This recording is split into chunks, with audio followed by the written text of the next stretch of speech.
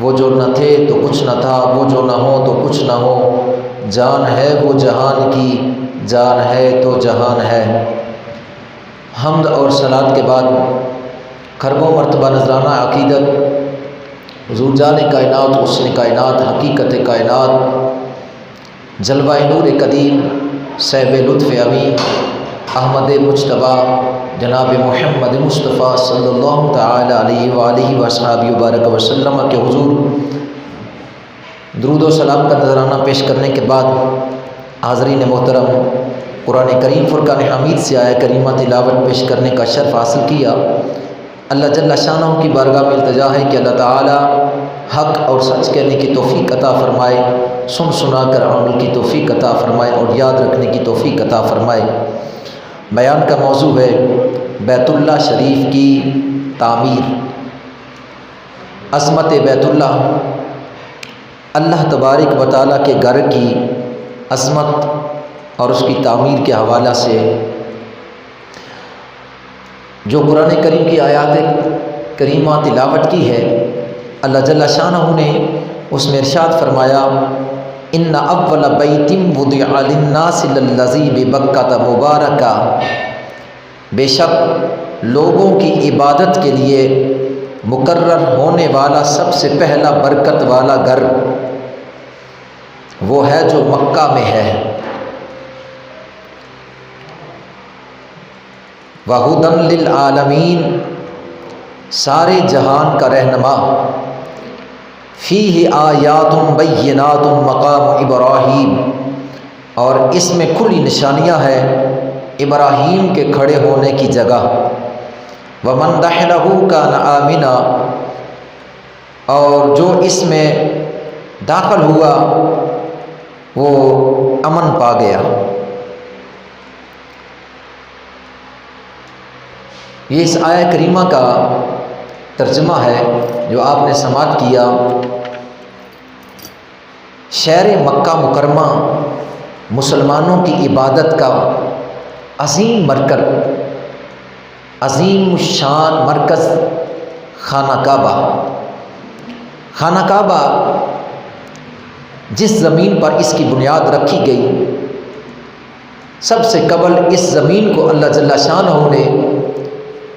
وجود عالم میں تخلیق کیا۔ آج سے لاکھوں صدیوں پہلے اس عالم آب گل میں کوئی وجود نہ تھا کسی شے کا۔ اللہ جل شانہ نے اپنے ارادہ پاک سے جب اس کائنات کو چار چاند لگانا چاہا تو اس نے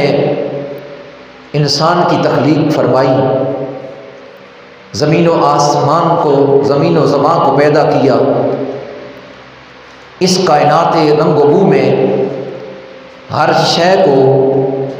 زندگی عطا فرمائی۔ تو کائنات رنگ و بو میں سب سے پہلے اس پوری دنیا پر پانی کا راج تھا، پانی کی حکمرانی تھی، ہر جانب پانی کا راج تھا۔ اللہ جل شانہ کا جو عرش عظیم تھا وہ بھی پانی کے اوپر تھا، اور اس جگہ پر تھا جہاں بیت اللہ شریف ہے۔ پوری روح کائنات پر پانی کا راج تھا، حکمرانی تھی، دور دورہ تھا۔ تو اللہ جل شانہ نے اپنے عرش عظیم کو اپنی قدرت کاملہ سے آسمان بری کی طرف اٹھایا، اور عین اس جگہ پر جس جگہ پر عرش عظیم تھا تو اس جگہ پر جاگ پیدا کی۔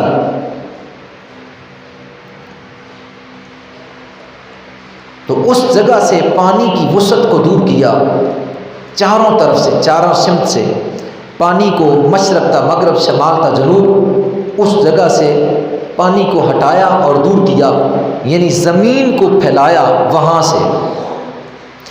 اس جگہ سے زمین کو پھیلایا اور پانی کو مشرق تا مغرب، شمال تا جنوب اس کو دور کیا۔ اور وہاں ہی اس جگہ سے اپنے عرش عظیم کو آسمانوں کی طرف اٹھایا، کیونکہ پانی کے اوپر ہی اللہ کا عرش تھا۔ وَكَانَ عَرْشُهُ عَلَى الْمَاءِ، جس پانی پر عرش الہی ہے۔ تو جب اللہ جل شانہ نے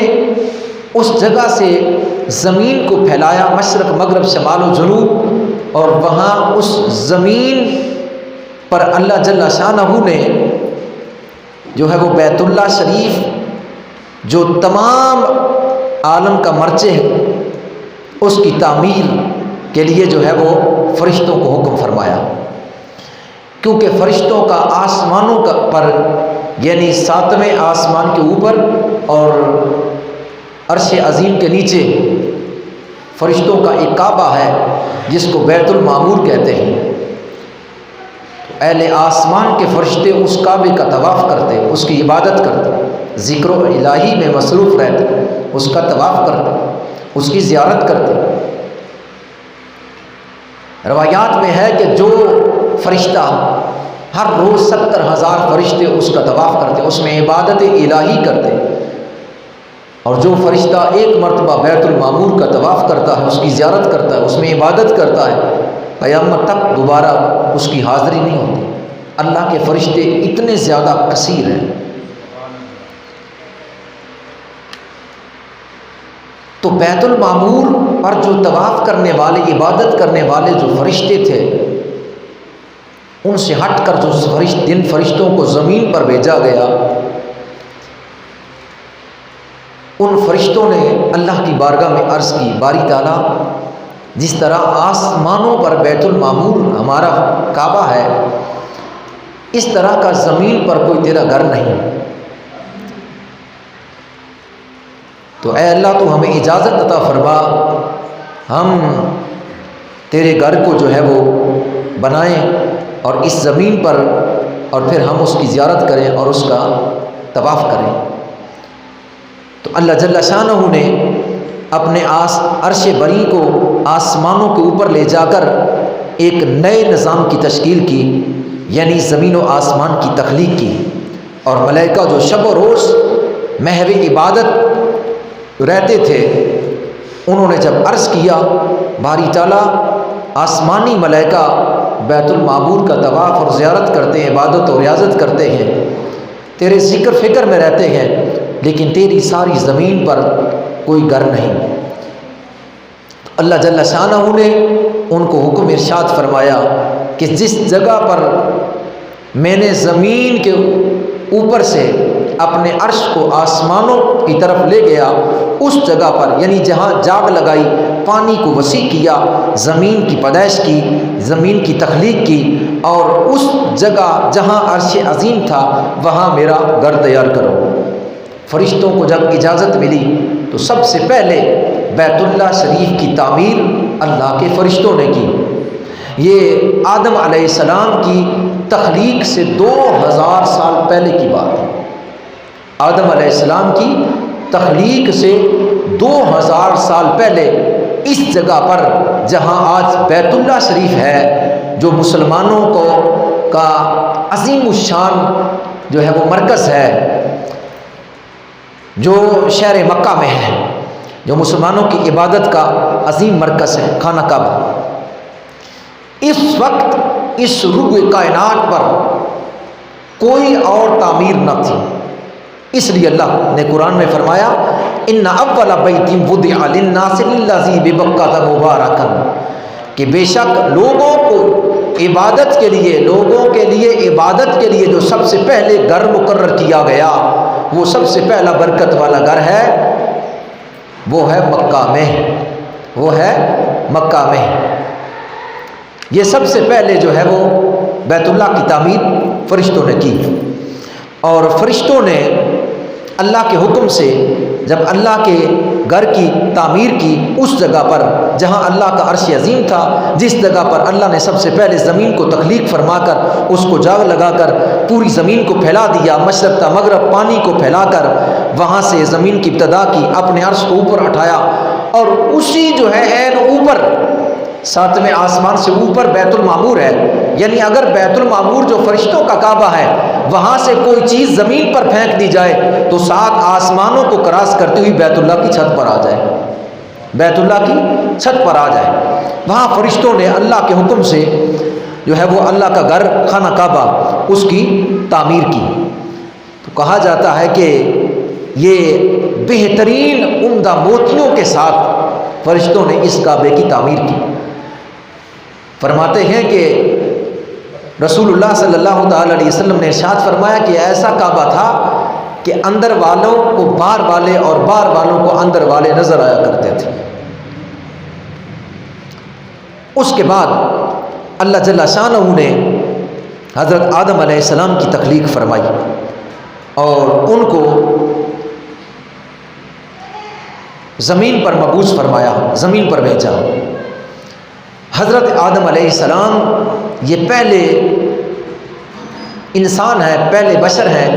پہلے نبی ہیں، پہلے انسان ہیں جن کی اللہ جل شانہ نے اپنی قدرت سے تخلیق فرمائی، بن باپ اور بن ماں کے۔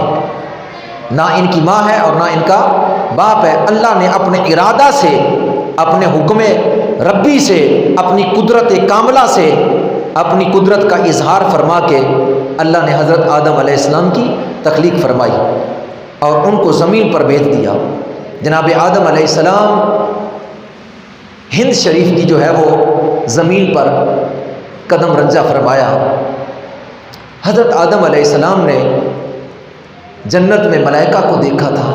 ملائکہ آپ کے ارد گرد ذکر و اذکار کرتے، تسبیح و تعلیل کرتے، جنت میں بے شمار اللہ کی نعمتوں کا مشاہدہ کیا، جنت میں رہے۔ لیکن جب آپ دنیا میں تشریف لائے تو آپ کا دل نہیں لگ رہا تھا۔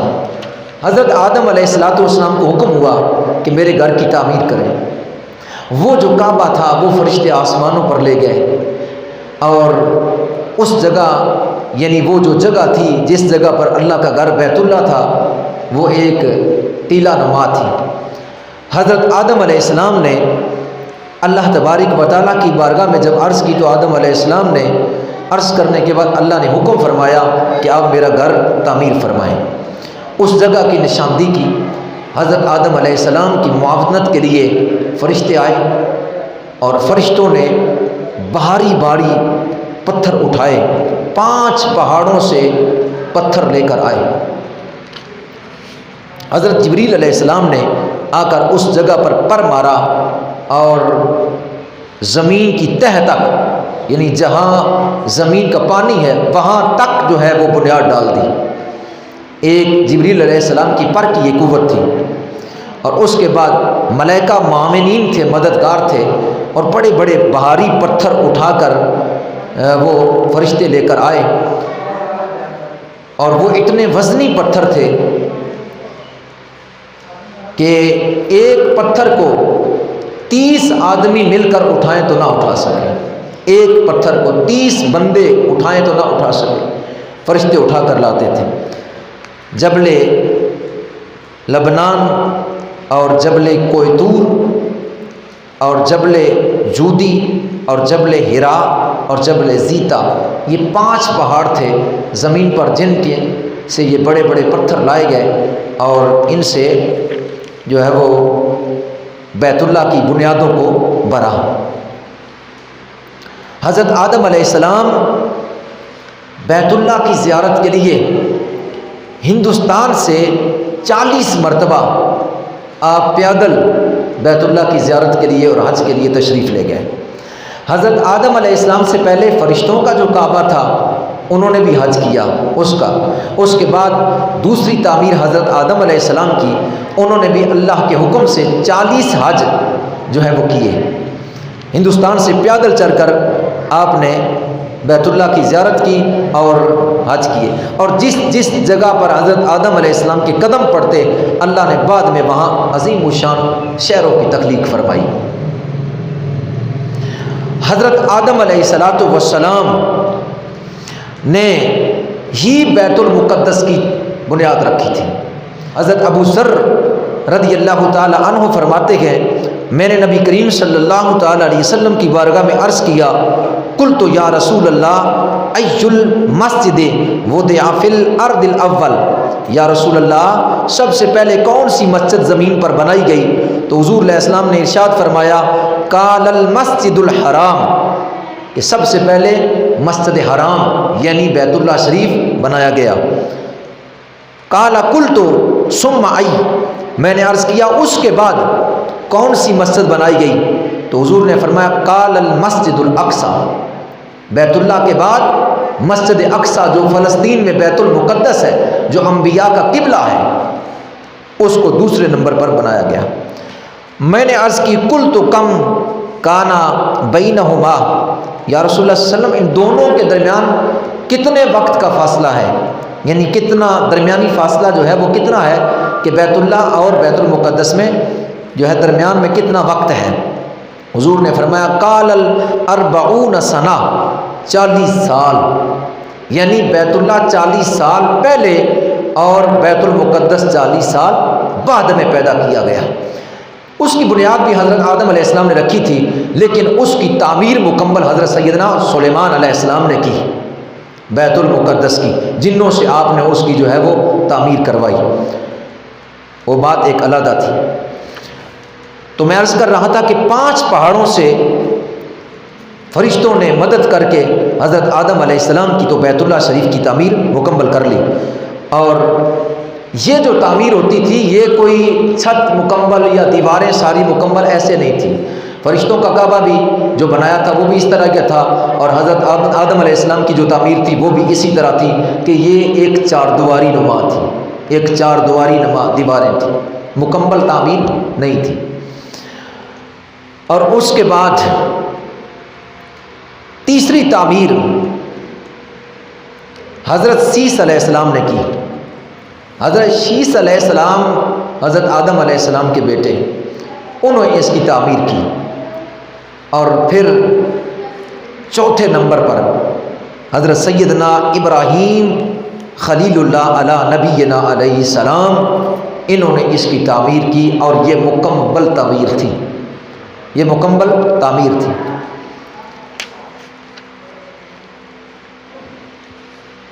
اللہ تعالیٰ قرآن میں ارشاد فرماتا ہے وَإِذَا بَوَّأْنَا لِإِبْرَاهِيمَ مَكَانَ الْبَيْتِ، اور جب ہم نے ابراہیم علیہ السلام کو اس گھر کا پتہ بتا دیا، یعنی وہ جو مقام تھا اس گھر کا پتہ بتایا کہ یہ مقام، یہ گھر، یہ بیت، یہ میرا گھر، تو نے اس کو تعمیر کرنی ہے۔ وہ جو آدم علیہ السلام کا بنایا ہوا تھا اور وہ شیس علیہ السلام کا بنایا ہوا تھا، جب حضرت نوح علیہ السلام کا زمانہ آیا تو جو طوفان نوح آیا تھا، اس طوفان نوح کی وجہ سے وہ سارے کے ساری جو عمارت تھی وہ منہدم ہو چکی تھی، یعنی اس کا ایک سرخ ٹیلا باقی تھا، اس کے علاوہ مکمل طور پر وہ عمارت وہ ختم ہو چکی تھی۔ تو اللہ جل شانہ نے ابراہیم علیہ السلام کو جب اپنے گھر کی تعمیر کا حکم دیا تو ان کو پتہ بتایا۔ روایتوں میں آتا ہے کہ حضرت ابراہیم علیہ السلام کو جب اس عمارت کا پتہ بتایا گیا تو اللہ تعالیٰ نے جبریل علیہ السلام کو بھیجا۔ جبریل علیہ السلام نے ایک پر مارا جس سے ساری بنیادیں وہ پرانی جو تھی وہ زہر ہو گئی۔ ایک وجہ یہ تھی کہ اس طرح پرانی بنیادیں زہر ہوئی، اور ایک وجہ یہ تھی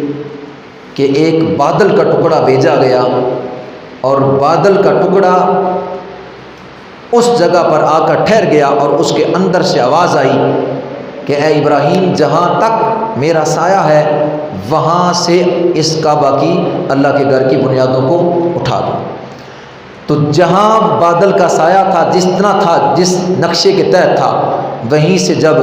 کھودا تو نیچے سے وہ پرانی جو دیواریں تھیں وہ نکلی۔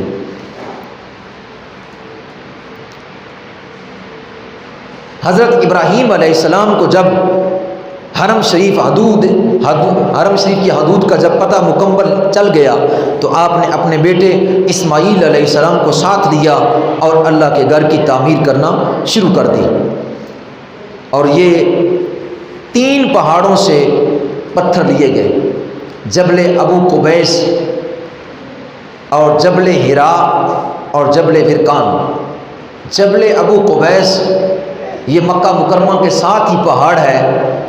حضرت آدم علیہ السلام نے جو ہے وہ جو حجر اسود پتھر لے کر آئے تھے جنت سے، اس پہاڑ کے اوپر امانت کے طور پر رکھ دیا تھا۔ جو حجر اسود مکہ مکرمہ کی بیت اللہ کی جو دیوار میں نصب ہے، وہ جنت سے حضرت آدم علیہ السلام کے ساتھ آیا تھا۔ اور اسی جبل ابو قبیس پر کھڑے ہو کر آمنہ کے لال محبوب رب کائنات نے چاند کو اشارہ فرمایا تھا تو چاند 2 ٹکڑے ہو گیا تھا۔ اور اسی جبل ابو قبیس کے پاس ہی محلہ بنو ہاشم، حضور علیہ السلام کے خاندان کا محلہ، اور اس کے دامن میں ہی آج بھی رسول اللہ صلی اللہ تعالی علیہ وسلم کا گھر مبارک ہے جس میں آپ کی ولادت ہوئی۔ جب حضرت ابراہیم علیہ السلام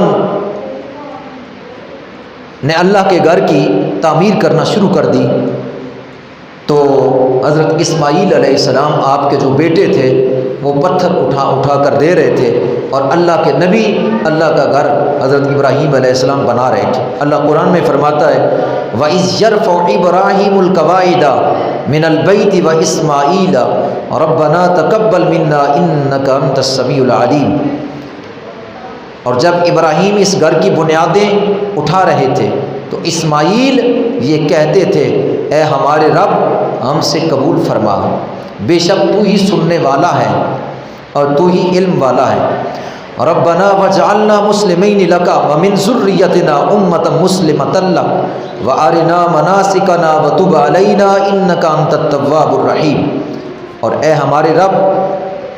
ہمیں کر تیرے حضور گردن جھکانے والا، اور ہماری امت میں سے ایک امت جو تیری فرما بردار ہو، ہمیں اپنی عبادت کے قاعدے بتلا اور ہم پر اپنی رحمت کے ساتھ رجوع کر، بے شک تو ہی مہربان ہے اور بہت توبہ قبول کرنے والا۔ اور اس کے بعد جب تعمیر ہو رہی تھی کہ جب دیواریں تھوڑی سی اوپر ہوئی تو ظاہری بات ہے کہ کسی ایسی چیز کی ضرورت تھی جس کے اوپر قدم رکھ کر حضرت ابراہیم علیہ السلام اوپر دیوار کرتے، یعنی اوپر اٹھاتے۔ تو حضرت اسماعیل علیہ السلام ایک پتھر لے کر آئے، اس پتھر کا ذکر بھی قرآن پاک میں ہے، اسے مقام ابراہیم کہتے ہیں۔ حضرت ابراہیم علیہ السلام اس پتھر پر کھڑے ہوئے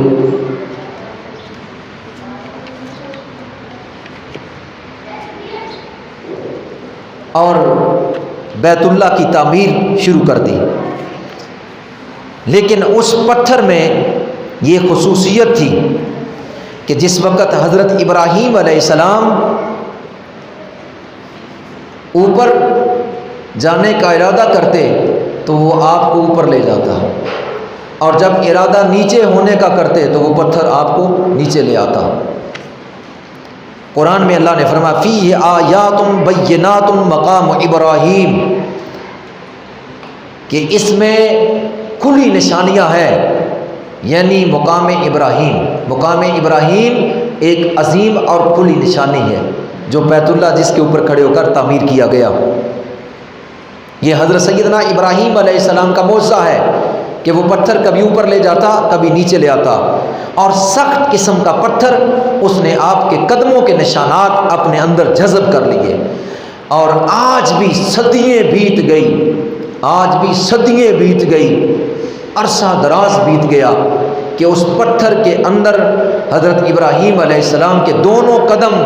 اس طرح واضح جو ہے وہ نظر آتے ہیں، باقاعدہ انگلیاں اور انگوٹھا اور باقاعدہ پورے جو ہے قدم، دونوں قدموں کے نشان، یعنی جیسے کیچڑ کے اندر بندہ کھڑا ہو جائے تو پاؤں ٹخنوں تک اندر دب جاتے ہیں، اس طرح اس پتھر نے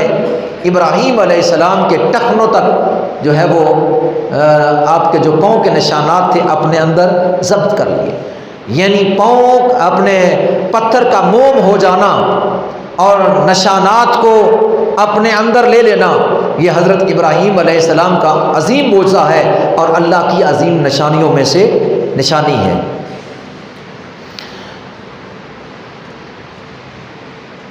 اور پھر اسی پتھر جس کے اوپر خانہ کعبہ کی تعمیر کی گئی، اسی کو بیت اللہ کے ملتزم شریف سے تھوڑا سا پہلے، حتیم سے تھوڑا سا پیچھے، چند جو ہے گز کے فاصلے پر، یعنی وہ سامنے آپ کو نظر آ رہا ہے تصویر پر کہ یہ مقام ابراہیم ہے جس پتھر پر کھڑے ہو کر اللہ نے بیت اللہ، اپنے ابراہیم علیہ السلام نے بیت اللہ کی تعمیر فرمائی تھی، وہاں نصب کر دیا گیا۔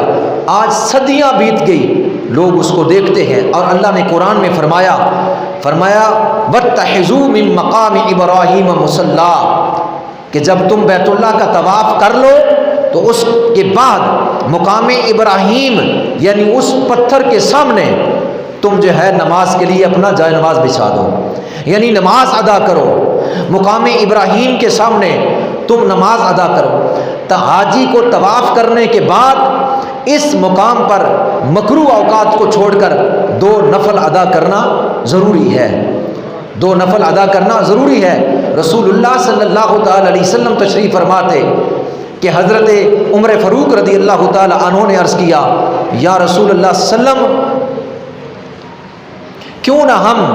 مقام ابراہیم والی جگہ پر نماز کے لیے مصلی بچھائیں اور نماز ادا کریں؟ رسول اللہ نے فرمایا مجھے اس کا حکم نہیں دیا گیا۔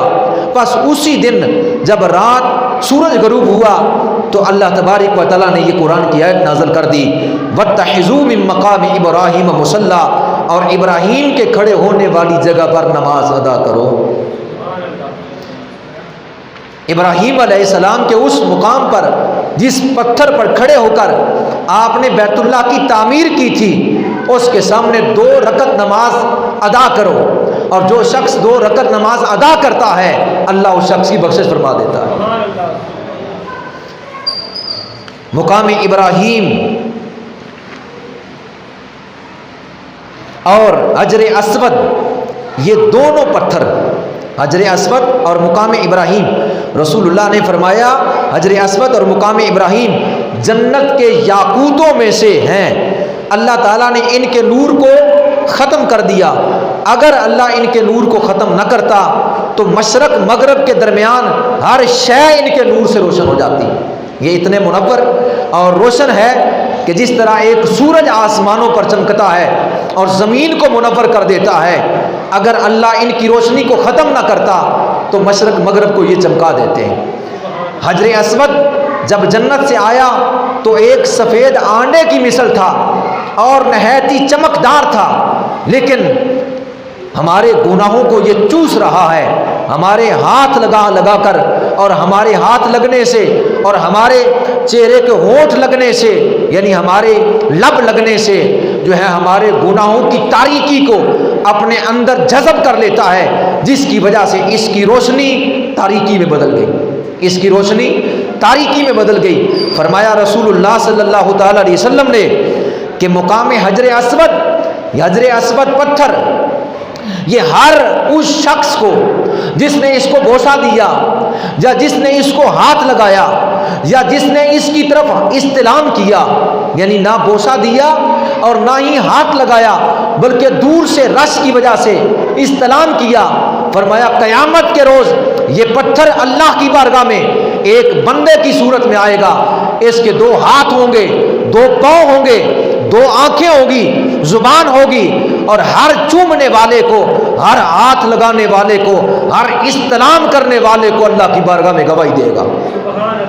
اب اندازہ کیجئے ایک پتھر ہے اور ہر اس شخص کو جانتا ہے اور ہر اس شخص کے والد کو جانتا ہے کہ فلاں بن فلاں نے مجھے چوما، فلاں بن فلاں نے مجھے ہاتھ لگایا، فلاں بن فلاں نے میری طرف ہاتھ کر کے استلام کیا۔ تو اب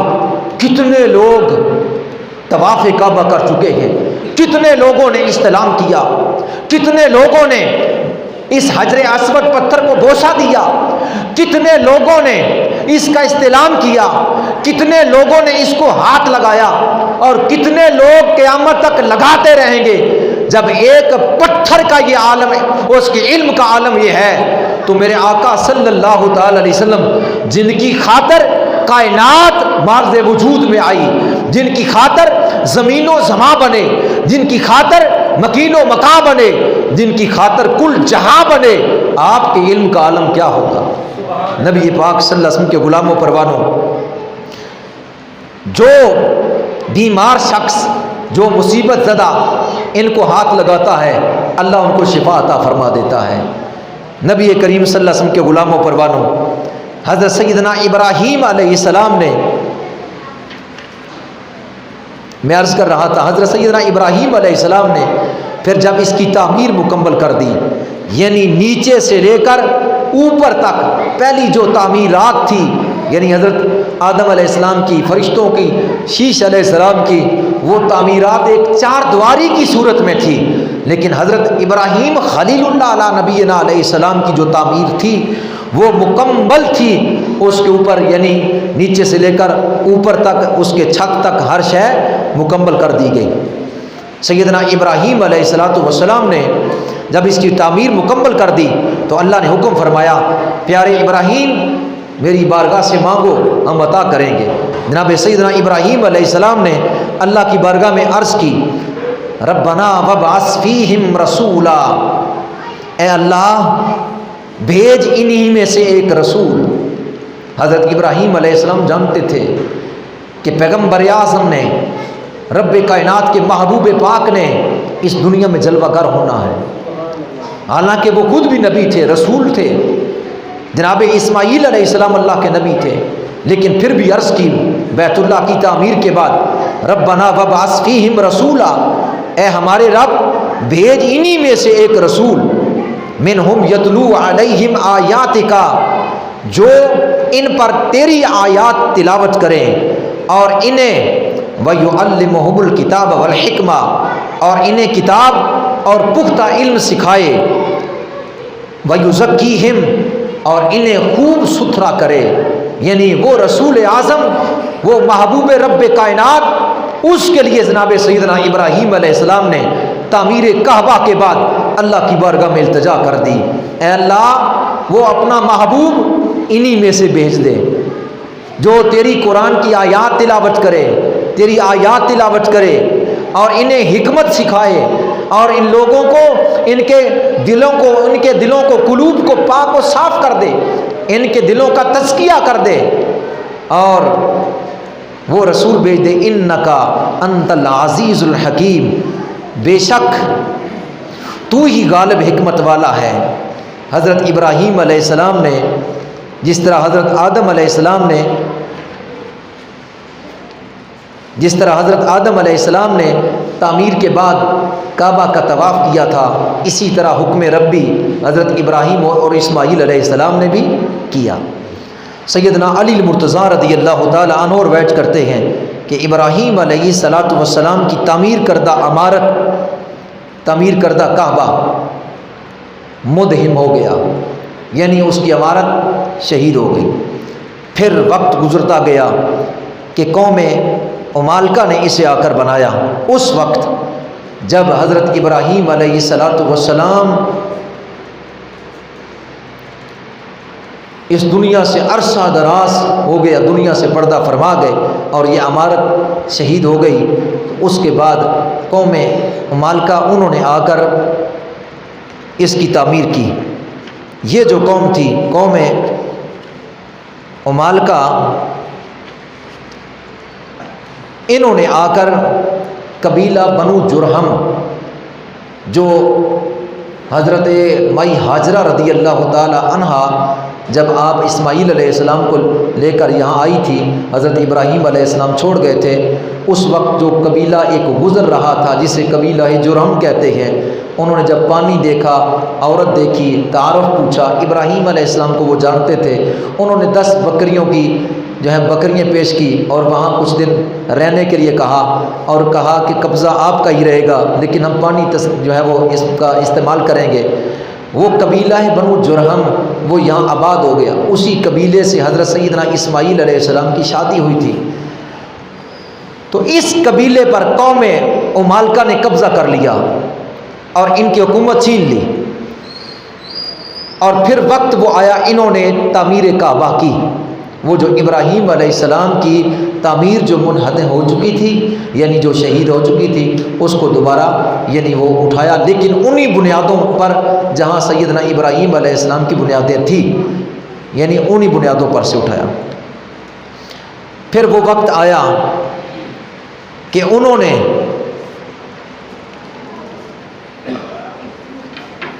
یعنی قبیلہ جرہم نے پھر قبضہ کر لیا قوم عمالقہ پر، اور ان سے حکومت چھین لی اور اپنا اقتدار اس کا اعلان کر دیا، اور 300 سال تک قبیلہ جرہم کی جو ہے وہ حکومت رہی، اور پھر انہوں نے تعمیر کعبہ کیا۔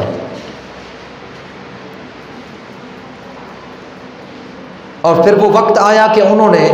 بنو اسماعیل کے ساتھ جو وعدہ کیا تھا وہ توڑ دیا، اور بیت اللہ کا جو خزانہ تھا، جو پیسے تھے، ان کو کھانا شروع کر دیا، اپنے ذاتی تصرفات میں لے آئے اور زائرین کو تنگ کرنے لگے۔ اللہ نے ان کی حکومت کا بھی خاتمہ کیا۔ اس کے بعد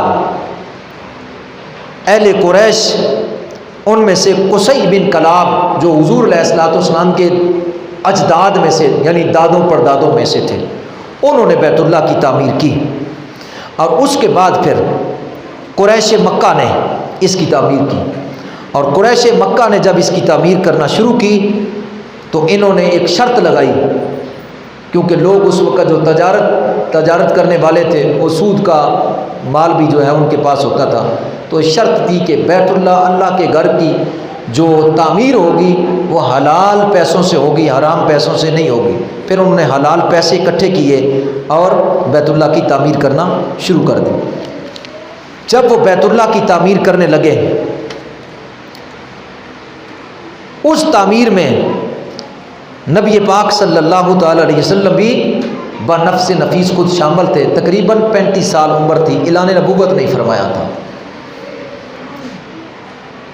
ان کی تعمیر کی وجوہات یہ تھی کہ جو بیت اللہ والی جگہ تھی وہ نچلی جگہ تھی اور شیڈوں والی جگہ اونچی تھی، تو جب وہ بارش ہوا کرتی تھی تو جو پانی ہوا کرتا ندی نالوں کا وہ سارا جمع کر یہاں ہو جاتا اور ایک سیلاب کی صورت اختیار کر رہتی۔ سیڈوں سے روک تھام کرنے کے باوجود وہ پانی نہ رکتا، بند ٹوٹ جاتے، کثرت بارش کی وجہ سے سیلاب آ جاتا، جس کی وجہ سے دیواریں شہید ہو جایا کرتی تھی۔ ایک وجہ یہ تھی، ایک وجہ یہ بھی تھی کہ عرصہ بیت چکا تھا، اس کی جو دیواریں تھیں وہ خستہ ہو چکی تھی، اس لیے انہوں نے اہل قریش نے اس کی تعمیر کرنا چاہیے۔ اور ایک وجہ یہ بھی تھی کہ ان کی ایک عورت نے بیت اللہ میں خوشبو جو ہے وہ سلگانا چاہیے، یعنی چراغ بالا، جس کی وجہ سے غلاف کعبہ کو آگ لگ گئی اور بیت اللہ کو شدید نقصان پہنچا، تو انہوں نے اس لیے اس کی تعمیر کرنا چاہیے۔ لیکن جب اس کی تعمیر کرنے کے لیے وہ تیار ہوئے اور حلال مال اکٹھا کر لیا، تو اس کی تعمیر کرنے کے لیے جو نشانات تھے دیواروں کو، یعنی ان کو شہید کر کے ابراہیم علیہ السلام والی بنیاد کے اوپر ان کی جو ہے وہ بنیاد اٹھائی جائے، تو آگے جو ہے وہ ان دیواروں کو شہید کرنے کے لیے کوئی آگے نہیں ہوتا تھا کہ کہیں ایسا نہ ہو جس طرح ابرا کا لشکر تباہ ہو گیا، بیت اللہ کو نقصان پہنچانے کے لیے آیا تھا، اس کے ہاتھی مر گئے، اس کا لشکر مر گیا، کہیں ایسا نہ ہو کہ اللہ کے گھر کی دیواریں شہید کرنے سے ہمیں نقصان نہ ہو، ڈر رہے تھے سارے۔ ولید بن مغیرہ جو حضرت خالد بن ولید کے والد تھے، حضرت خالد بن ولید کے والد ولید بن مغیرہ، انہوں نے اللہ کی بارگاہ میں عرض کی، اللہ ہم تیرے گھر کو نقصان نہیں پہنچاتے، ہم تیرے گھر کو نیا اور اچھا کر کے بنائیں گے اور ہمارا نقصان پہنچانے کا کوئی ارادہ نہیں، اے اللہ ہم تو چاہتے ہیں کہ تیرا گھر جو ہے وہ دوبارہ اچھی طرح تعمیر ہو جائے، تو اس ارادے سے ہمارا ہرگز کوئی برا ارادہ نہیں، ہم تیرے گھر کو ویران نہیں کرنا چاہتے بلکہ اسے آباد کرنا چاہتے ہیں اور مضبوط بنانا چاہتے ہیں۔ رکن یمانی اور حجر اسود کے درمیان کا حصہ جو تھا اس کو پھر گرانا شروع کر دیا۔ ولید بن مغیرہ نے آگے بڑھ کر، جو باقی اہل قریش تھے وہ ڈر کے مارے پیچھے رہے اور رات بھر سوچتے رہے کہ اگر صبح اس کو نقصان ہوا کچھ تو ہم آگے نہیں بڑھیں گے، اور اگر اس کو نقصان نہیں ہوتا پھر ہم آگے بڑھیں گے۔ لیکن صبح تک کچھ بھی نہ ہوا ان کو، تو اہل قریش کو پتہ چلا کہ یہ اللہ کی طرف سے ہی ہے کہ میرے گھر کی تعمیر کی جائے۔ بس انہوں نے حضرت اپنے ابراہیم علیہ الصلوۃ والسلام کی جو بنیادیں تھیں وہاں تک دیواروں کو شہید کیا۔ جو حضرت ابراہیم علیہ السلام کی بنیادیں تھیں جب وہ زیر ہوئی تو انہوں نے ان کو بھی اکھاڑنے کی کوشش کی، لیکن یکدم ایک عظیم زلزلہ آیا جس کی وجہ سے وہ ڈر گئے اور سمجھ گئے کہ اللہ کا حکم یہی ہے کہ ان دیوار ابراہیم علیہ السلام کی بنیادوں کے اوپر سے اٹھاؤ۔ یہ جو حضرت ابراہیم علیہ السلام کی بنیادیں بنائی گئی ہے اس سے اوپر اٹھاؤ۔ تو انہوں نے وہ جو حضرت ابراہیم علیہ السلام کی بنائی ہوئی بنیادیں تھیں ان کو وہیں جو ہے وہ چھوڑ دیا اور ان کے اوپر سے تعمیر شروع کر دی، اور لوگوں نے پتھر جو ہے وہ جمع کرنا شروع کر دیے۔ ان پتھر اٹھانے والوں میں میرے آقا صلی اللہ تعالی علیہ وسلم بھی تھے، جو اپنے کندھوں پر پتھر اٹھا کر اللہ کے گھر کی تعمیر کے لیے لاتے، لیکن اعلان نبوت نہیں فرمایا تھا، کسی کو پتہ بھی نہیں تھا کہ اللہ کے نبی ہے۔ جب اعلان نبوت نہیں فرمایا تو کسی کو علم بھی نہیں تھا۔ تو رسول اللہ صلی اللہ علیہ وسلم کا کندھا مبارک بھی بیت اللہ کی تعمیر کے لیے پتھر اٹھاتے ہوئے تھوڑا سا زخمی ہوا۔ جس طرح بیت اللہ کی تعمیر کے لیے رسول اللہ نے پتھر اٹھائے، اسی طرح مسجد نبوی اور مسجد قباء کے لیے بھی رسول اللہ نے پتھر اٹھائے۔ آج ہم لوگ جو ہے اللہ کے گھر کی تعمیر کے لیے، اللہ کے کام کے لیے آر سمجھتے ہیں، یعنی شرمندہ ہوتے ہیں، یعنی شرم محسوس کرتے ہیں کہ اللہ کے گھر یہ کام میں کروں۔ حالانکہ ایسے بھی ہیں وہ بڑے بڑے چودھری جن کو ہم نے دیکھا ہے اپنی آنکھوں سے، جو اللہ کے گھر کے کام کو سمجھنے کے لیے تو آر محسوس کریں، شرم محسوس کریں، لیکن ہم نے دیکھے ہیں گھروں میں جا کر وہ خود اپنے ہاتھوں سے گویا اٹھاتے ہیں، اپنے ہاتھوں سے گویا اٹھاتے ہیں، اس وقت انہیں شرم محسوس نہیں ہوتی، اللہ کے گھر کے کام کرنے میں شرم محسوس ہوتی ہے۔ دیکھیے امام الانبیاء شب اسرا کے دھولا جانے کائنات، اصل حقیقت کائنات، محبوب رب کائنات نے بیت اللہ کی تعمیر کے لیے پتھر اٹھائے۔ حضرت سیدنا حضرت آدم علیہ السلام نے بیت اللہ کی تعمیر کے لیے، سیدنا ابراہیم خلیل اللہ علیہ نبینا علیہ السلام نے خود اس کی دیواروں کو بنایا، اور حضرت سیدنا اسماعیل علیہ السلام نے پتھر پکڑائے، یعنی مزدوری کا کام کیا، پتھر پکڑائے اور اس کو جو ہے وہ یعنی بنایا۔ تو ظاہری بات ہے کہ اللہ کا گھر جو ہے وہ جو تعمیر کرتے ہیں، جیسا کہ اور جو تعمیر کرتے ہیں یا جو آباد کرتے ہیں وہی لوگ ہیں جن کو اللہ فرمایا وہی ہیں میرے بندے جو مجھ سے ڈرنے والے ہیں، جو میرے گھروں کو آباد کرتے ہیں، میرے گھروں کو آباد کرتے ہیں، وہی مجھ سے ڈرنے والے ہیں، وہی میرے بندے۔ تو نبی کریم صلی اللہ علیہ وسلم کے غلاموں پروانوں، اس کے بعد جب قریش نے تعمیر کی تو اس تعمیر میں جو مال تھا حلال کا وہ کم پڑ گیا، حلال کا جو مال تھا وہ کم ہو گیا، کعبہ کی تعمیر مکمل نہ ہو سکی، کعبہ کی تعمیر مکمل نہ ہو سکی۔ تو انہوں نے مقام حتیم والی جو جگہ تھی اس کو چھوڑ دیا حلال مال نہ ہونے کی صورت میں۔ اب دیکھ رہے ہیں یہ خانہ کعبہ 4 نکروں والا ہے، اور وہ جو دیوار ہے اس طرح کی اسے مقام حتیم کہتے ہیں۔ ادھر دیکھیں اس نقشے کی طرف، وہ جو دیوار ہے اس طرح بنی ہوئی گول، اس کو مقام حتیم کہتے ہیں۔ یہ بیت اللہ میں شامل تھی، پہلا بیت اللہ اس طرح کا تھا حضرت ابراہیم علیہ السلام کے زمانے کا، لیکن حلال پیسہ نہیں تھا، اس لیے اس طرح قریش نے تعمیر کی اور اس کو چھوڑ دیا، یعنی یہ جو دیوار ہے جس کو مقام حتیم کہا جاتا ہے۔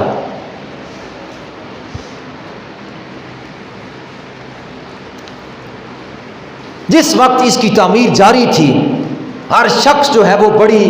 ہمت کے ساتھ تعمیر کر رہا تھا کہ جب حجر اسود کو نصب کرنے کی باری آئی، یعنی پتھر جو جنت سے آیا تھا حجر اسود، جب اس کو نصب کرنے کی باری آئی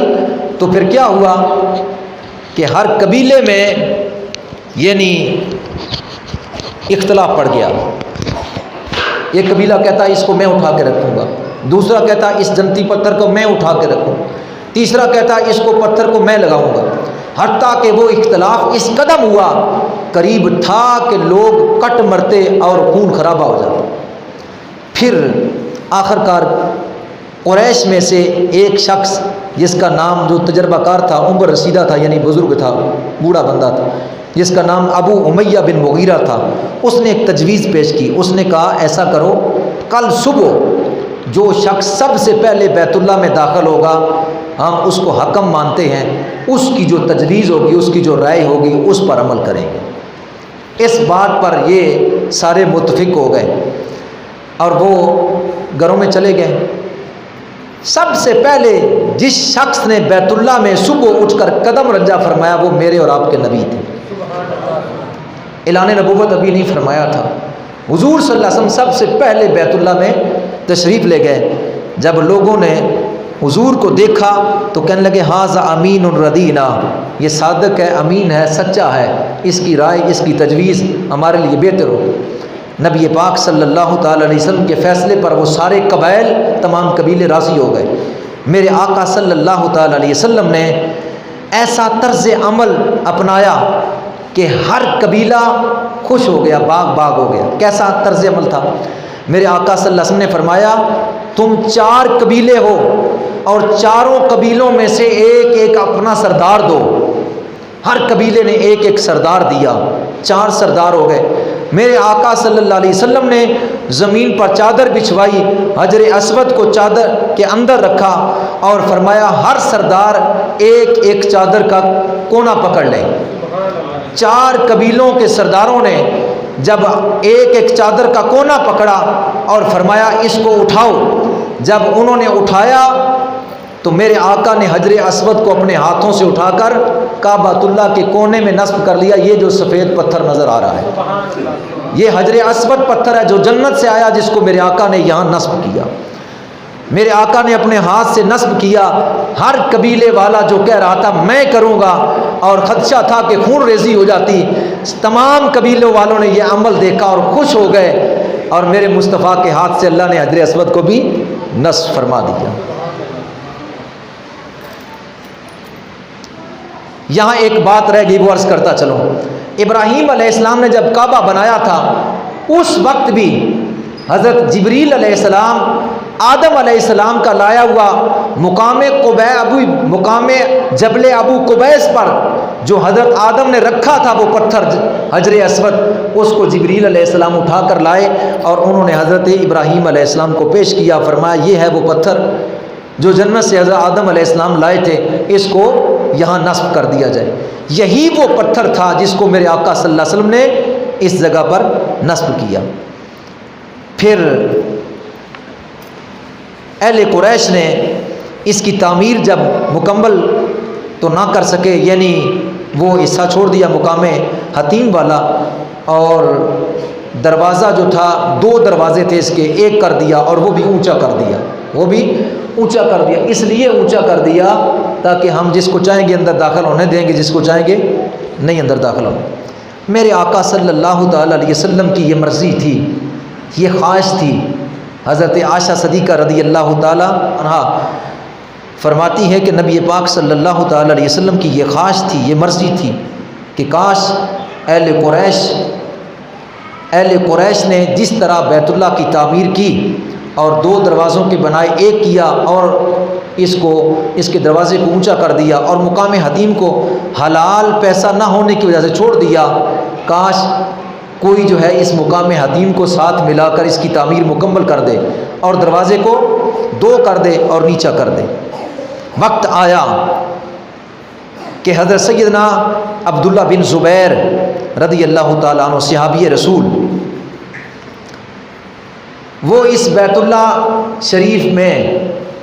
اس وقت اپنی فوج کو لے کر داخل ہوئے جب یزید نے مدینہ طیبہ پر حملہ کرنے کے بعد بیت اللہ پر حملہ کیا تھا اس کی فوج نے، اور بیت اللہ کے اندر حضرت عبداللہ بن زبیر تھے اور ان کی فوج تھی، اس لیے ان کو مارنے کے لیے یزیدی فوج نے پتھر برسائے۔ منجنیق ایک آلہ ہوتا تھا پہلے زمانے میں، اس کے اندر پتھر رکھ کر پھینکے جاتے تھے، تو وہ پتھر جو ہے وہ قلعوں کی دیواروں پر پڑتے اور قلعوں کی دیواروں میں سوراخ ہو جاتے اور پھر ان کے ذریعے جو ہے وہ اندر داخل ہو کر جو ہے وہ اندر کے سپاہیوں کو مار دیا جاتا اور قلعہ پر جو ہے وہ قبضہ کر لیا جاتا۔ وہ منجنیق ایک آلہ ہوتا، ایک مشین گن ہوتی، جیسے ہم یعنی توپ کے اندر گولا رکھ کے پھینکتے ہیں، اس وقت منجنیق کے ذریعے گولا پھینکا جاتا تھا۔ تو یزیدی فوجیوں نے خانہ کعبہ پر سنگ باری کی، پتھر ٹکرائے آپس میں، آگ کے شعلے نکلے، غلاف کعبہ کو آگ لگ گئی۔ ابراہیم علیہ السلام کے فدیے کے لیے جو وہ دمبا آیا تھا اس کے سینگ بھی بیت اللہ کے چھت میں تھے، وہ بھی جل گئے اور بیت اللہ کی چھت بھی جل گئی۔ یزید مر گیا۔ حضرت عبداللہ بن زبیر نے ان کے فوجیوں کو کہا تم یہاں اللہ کے گھر کا محاصرہ کیے ہوئے ہو، ظالموں تمہارا بڑا مر گیا ہے اور تم اللہ کے گھر کو تباہ کر رہے ہو۔ تو وہ بھاگ گئے، دفع ہو گئے۔ تو حضرت عبداللہ بن زبیر رضی اللہ تعالی عنہ نے پھر نئے سرے سے اس کی تعمیرات حضرت ابراہیم علیہ السلام کی بنیادوں سے کی اور مقام حتیم والا حصہ شامل کر دیا، مقام حتیم والا حصہ شامل کر دیا اور 2 دروازے کر دیے، 2 دروازے کر دیے۔ یعنی حضور علیہ السلام کی خواہش کے مطابق انہوں نے ایسا کیا اور بیت اللہ کے دونوں دروازوں میں کواڑ لگا دیے اور بیت اللہ کا وہ حصہ جسے قریش نے خرچے کی کمی کی وجہ سے چھوڑا تھا تعمیر ابراہیمی کے مطابق بیت اللہ میں وہ شامل کر دیا، کیونکہ ابراہیم علیہ السلام کی تعمیر میں مقام حتیم شامل تھا بیت اللہ میں، اس لیے حضرت عبداللہ بن زبیر نے اسی طرح کر دیا اور نبی پاک صلی اللہ علیہ وسلم کی خواہش بھی یہی تھی۔ الغرض اس کے بعد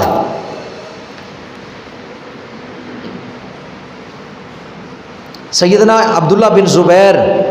کی یہ جو عمارت تھی 10 سال تک رہی اور آپ کی شہادت کے بعد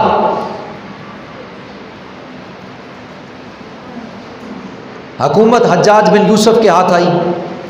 حجاج نے اپنے خلیفہ عبد الملک بن مروان کو لکھا،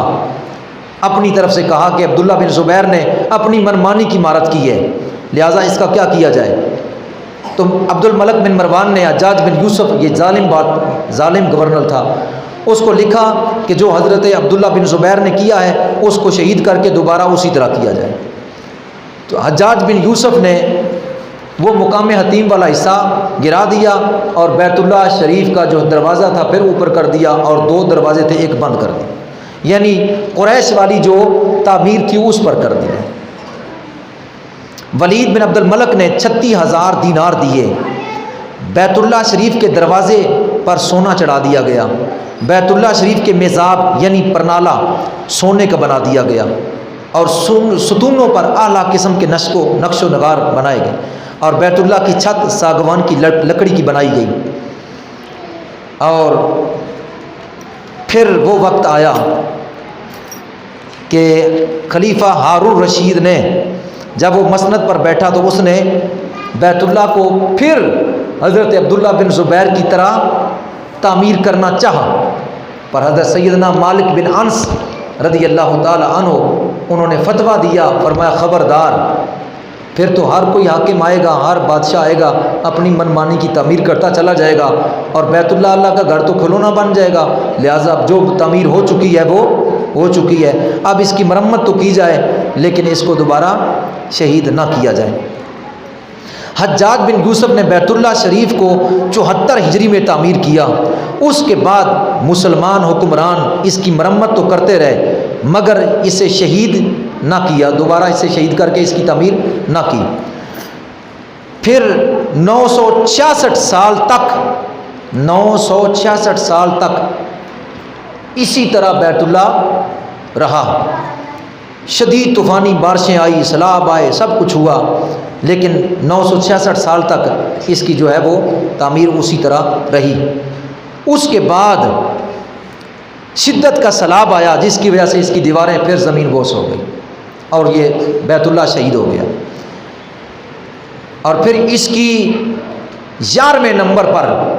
جس شخص نے اس کی تعمیر کی اور اس طرح کا دوبارہ اس کو تعمیر کیا وہ سلطان مراد بن احمد خان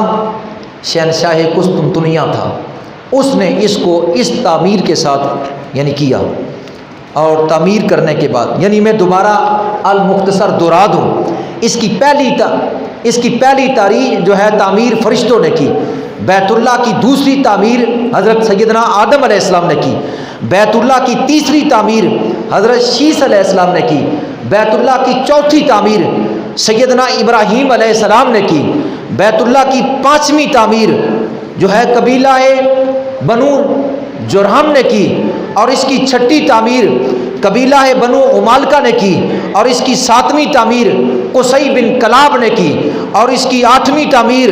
قریش مکہ نے کی اعلان نبوت کے بعد، پہلے نبی پاک کے اعلان نبوت سے پہلے، اور اس کی 9ویں تعمیر حضرت عبداللہ بن زبیر نے کی، اور اس کی 10ویں تعمیر حجاج بن یوسف نے کی، اور اس کی 11ویں تعمیر سلطان مراد خان شہنشاہ قسطنطنیہ اس نے اس کی تعمیر کی، اور اس کے بعد اب تک اس کی تعمیر کی دوبارہ نوبت نہ آئی۔ ہاں جو کوئی آتا ہے اسے از سر نو یعنی اس کی جو ہے مرمت کرتا رہتا ہے، جو تھوڑی بہت جو ہے وہ ٹوٹ پھاٹ ہوتی ہے اس کی مرمت ہوتی رہتی ہے۔ بیت اللہ کی چھت 814 ہجری میں کمزور ہوئی، تو اس وقت جو ہے وہ روشن دان جو ہے وہ اس کے روشن دان جو ہے اس کے اور اس کی جو ہے چھت کمزور ہوئی، تو اوپر سے پانی جو ہے وہ ٹپ ٹپتا تھا، تو 800 جو ہے وہ 14 ہجری میں اس کی چھت کو جو ہے وہ اس کی مرمت کی گئی، لیکن تعمیر دوبارہ نہیں ہوئی۔ اور اس کی جو ہے وہ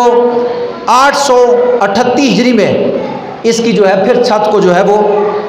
اس کی تجدید کی گئی، یعنی دوبارہ مرمت کی گئی، اور 843 ہجری میں ملک اشرف کے حکم سے چونے اور کانچ سے اس کا پلستر کیا گیا، اور بیت اللہ کی دیوار میں نقص پڑا 848 ہجری میں، تو اس کا دوبارہ پلستر کیا گیا، اور پھر اس کے بعد 883 ہجری میں اس کے ستونوں کو دوبارہ مرمت کیا گیا، اور پھر 931 ہجری میں بیت اللہ کی چھت کی لکڑیاں خستہ ہو گئی، جن کی وجہ سے دوبارہ ان کی لکڑیوں کی مرمت کی گئی۔ پھر 959 ہجری میں بیت اللہ کی دوبارہ پھر مرمت کی گئی، لیکن تعمیر نہیں، اور پھر 1020 ہجری میں اس کی دیواروں کو پھر خلل آیا، تو پھر اس کو مرمت کی گئی۔ پھر اس کے بعد 1045 ہجری میں امیر مکہ کے مطالبے پر اس کی چھت سنگ مرمر کی تیار کی گئی، اور پھر 1073 ہجری میں اس کی چھت کی ایک لکڑی ٹوٹ گئی اور اس کی مرمت کی گئی، اور پھر 1106 ہجری میں بیت اللہ کی چھت کی تمام لکڑیاں ان کو دوبارہ تبدیل کیا گیا، اور پھر 1295 ہجری میں سنگ مرمر کا نیا فرش لگایا گیا۔ پھر 1316 ہجری میں اس کی چھت میں دراڑیں پڑ گئی، چونا اور سیمنٹ کے ساتھ پلستر کیا گیا، انہیں بند کیا گیا۔ پھر شاہ سعود بن عبدالعزیز نے 1377 میں بیت اللہ کی چھت کو تبدیل کرنے کا حکم دیا، کیونکہ لکڑیوں میں گن لگ چکا تھا، اور اس کی چھت کو دوبارہ جو ہے وہ مرمت کیا گیا۔ یعنی 1040 ہجری میں سلطان مراد بن احمد خان نے جو تعمیر کیا تھا، یاد رہے 1040 ہجری سے اب تک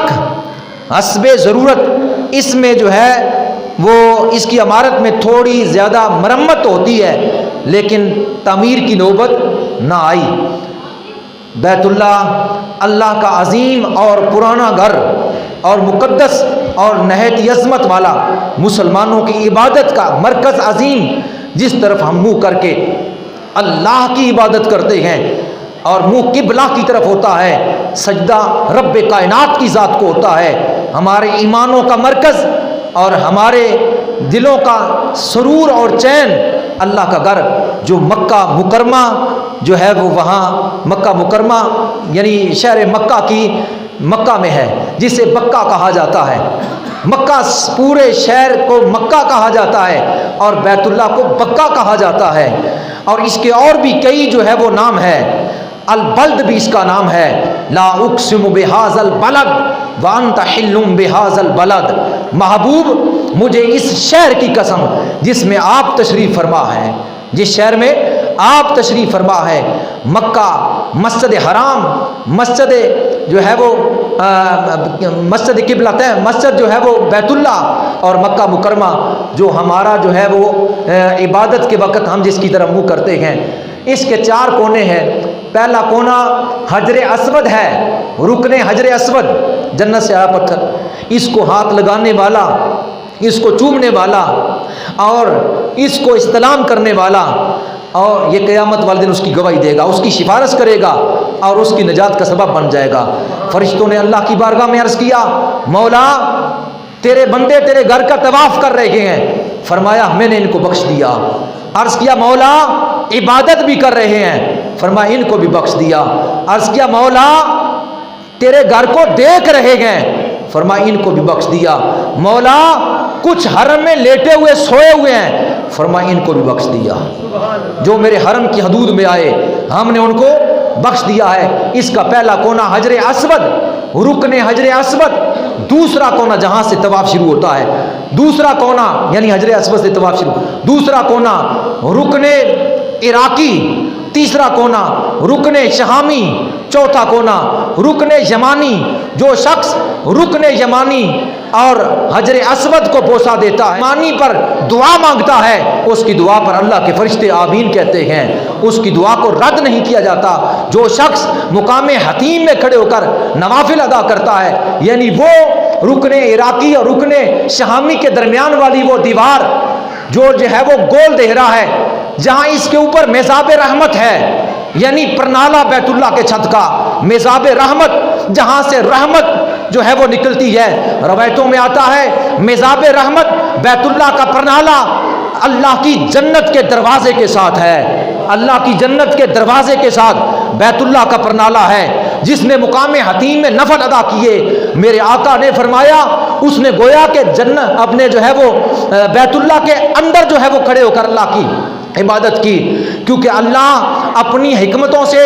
یہ بات جانتا تھا، اللہ عالم الغیب ہے، اس کو علم تھا کہ وقت آئے گا بڑے بڑے لوگوں کے لیے میرے گھر کا دروازہ کھولا جائے گا اور غربا مساکین وہ جو ہے وہ رہ جائیں گے۔ اس لیے اللہ کی قدرت، اس کی مشیت میں یہی تھا کہ مقام حتیم والی جگہ کو علیحدہ کر دیا گیا، حالانکہ وہ بیت اللہ کی ہی جگہ ہے۔ فرمایا اگر لوگ بڑے بڑے لوگ ان کے لیے میرے گھر کا دروازہ کھول دیا گیا، آؤ غریبوں مسکینوں تم مقام حتیم میں داخل ہو کر میری عبادت کر لو، سمجھ لو کہ میرے گھر کے اندر کھڑے ہو کر میری عبادت کر رہے ہو۔ اس لیے میرے آقا نے حضرت سیدہ عائشہ صدیقہ رضی اللہ تعالی عنہا کو فرمایا تھا، عائشہ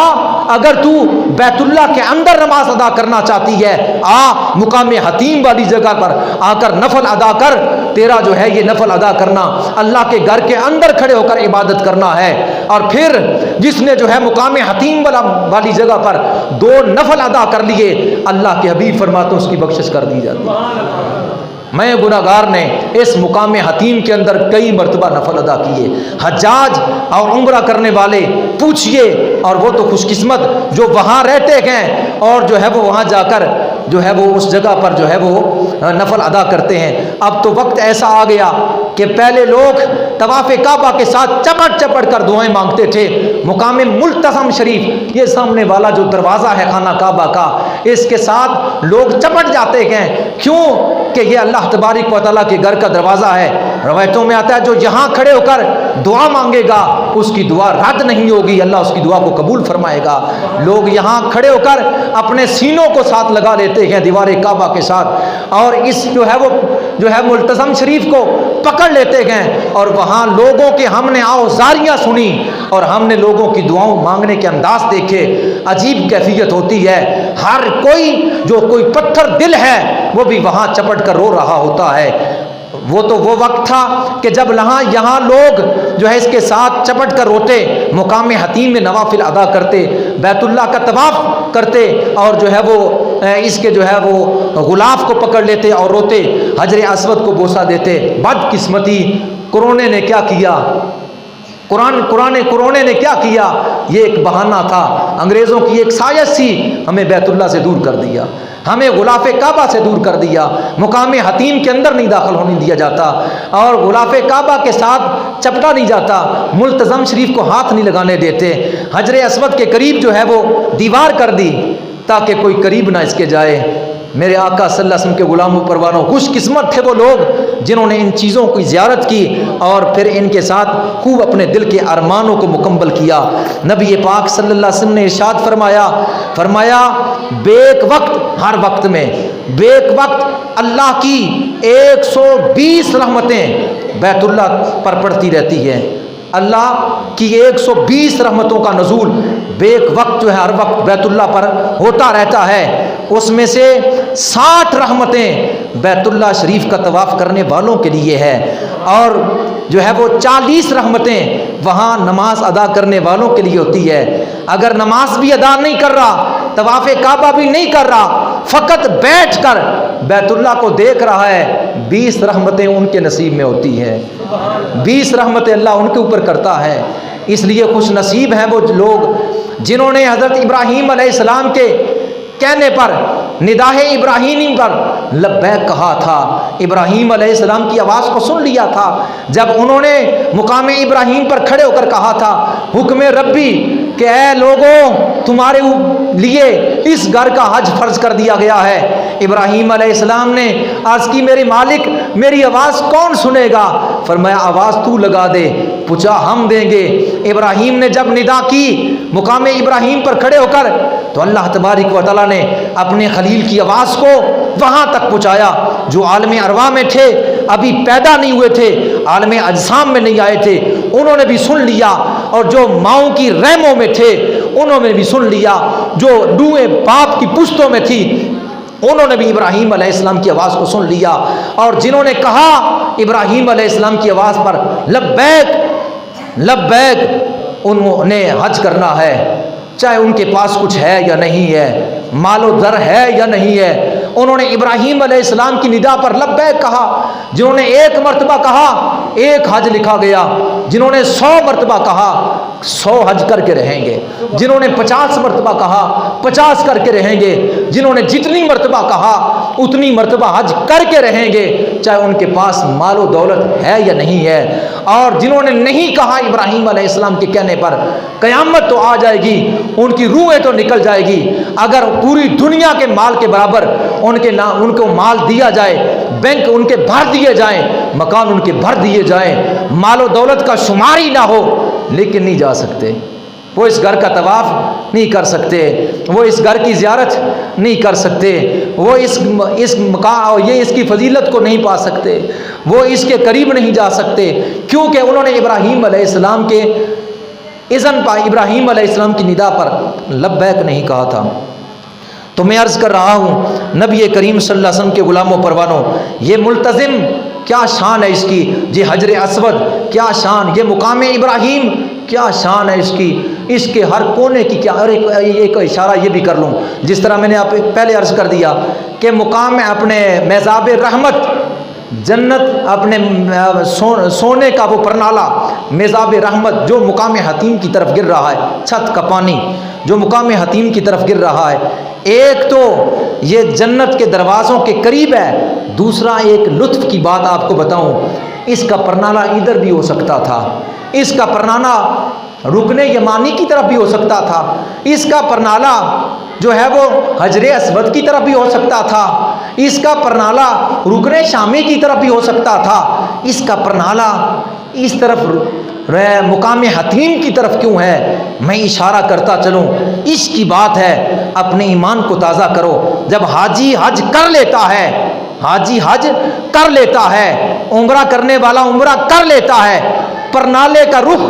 مدینہ کی طرف ہے، پرنالے کا رخ مدینہ کی طرف ہے۔ اعلیٰ حضرت بول اٹھے، کیا کہتا ہے حاجی کو؟ کہتا ہے حاجیو آؤ شہنشاہ کا روزہ دیکھو، اشارہ پرنالے کا، حاجیو تم نے حج کر لیا ہے، تم نے طواف کعبہ کر لیا، تم نے مقام ابراہیم پر نفل ادا کر لیے، تم نے زمزم سے خوب پیاسے بجا لی، تم نے صفا کی صحیح کر لی، تم نے جو ہے میدان عرفات میں پہنچ کر خطبہ سن لیا، مزدلفہ میں چلے گئے اور تم مینا میں چلے گئے، تم جو ہے وہ شیطان کو کنکریاں مار چکے، تم جو ہے والوں کو کٹا چکے، تم سارے ارکان ادا کر چکے۔ اے حاجیو جب تم نے یہ سب کچھ کر لیا ہے تو پھر میری سن لو، کعبہ کیا کہتا ہے، پھر میری سن لو، پھر میری یہ ہے کہ حاجیو آہو شہنشاہ کا روزہ دیکھو، اشارہ پرنالہ کر رہا ہے، اشارہ روزہ رسول کی طرف، اس پرنالے کا، کعبہ کے پرنالے کا اشارہ گنبد خضرا کی طرف ہے۔ حاجیو آہو شہنشاہ کا روزہ دیکھو، کعبہ تو دیکھ چکے ہو، اب کعبے کا کعبہ بھی دیکھو، یہ کعبہ کہہ رہا تھا۔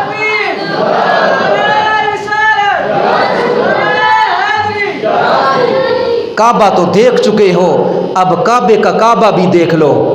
اب کعبے کا کعبہ بھی دیکھ لو نبی پاک صلی اللہ علیہ وسلم کے غلاموں پروانوں۔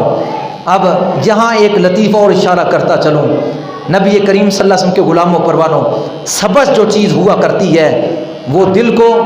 یعنی راحت پہنچاتی ہے، جو سبز چیز ہوتی ہے وہ راحت پہنچاتی ہے۔ سبز یعنی خوشی کی علامت ہے، سبز خوشی کی علامت ہے، سبزہ دیکھ کر انسان خوش ہوتا ہے،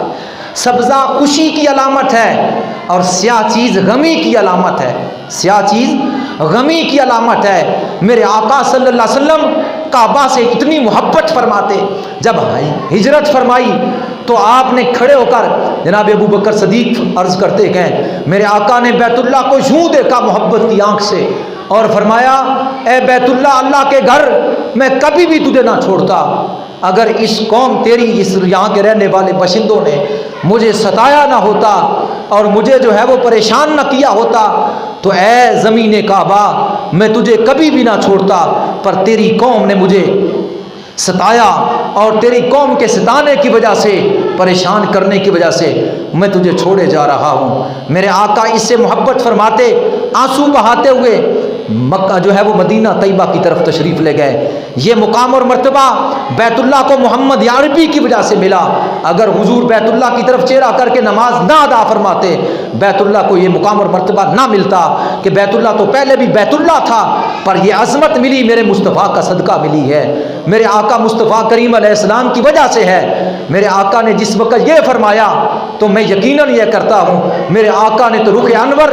مدینہ کی طرف کیا، پر پیچھے کا حال کیا ہوا ہوگا کعبہ کا؟ کعبہ رویا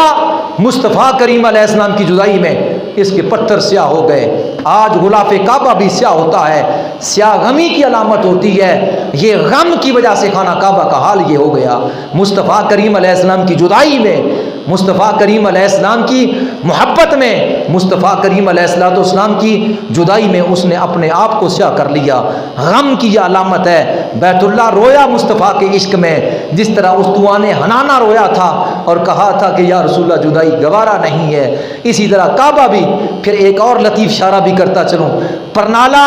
گنبد خضرا کی طرف اشارہ کر رہا ہے، اور اس کا ملتزم دروازہ جدھر میرے مصطفیٰ کریم علیہ السلام کا گھر حضور جدھر پیدا ہوئے اس طرف کھل رہا ہے، اس طرف کھل رہا ہے، یعنی گویا کعبہ کا دروازہ در حبیب کی طرف کھلنا، اس کا پرنالہ گنبد خضرا کی طرف اشارہ کرنا، یہ کعبے کی مصطفیٰ سے محبت ہے۔ اگر مشرق سے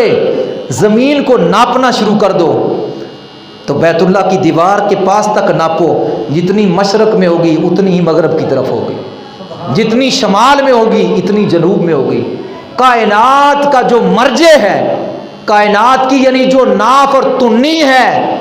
کائنات کی جو تنی ہے وہ بیت اللہ شریف ہے، یعنی ادھر والے ادھر والے ادھر والے ادھر والے، جتنی کائنات ادھر بس رہی ہے اتنی ہی جو ہے وہ زمین ادھر ہے، اتنی زمین ادھر ہے، اتنی ہی زمین ادھر ہے، درمیانی جو حصہ ہے وہ بیت اللہ ہے، اس لیے عالم کا مرجع ہے،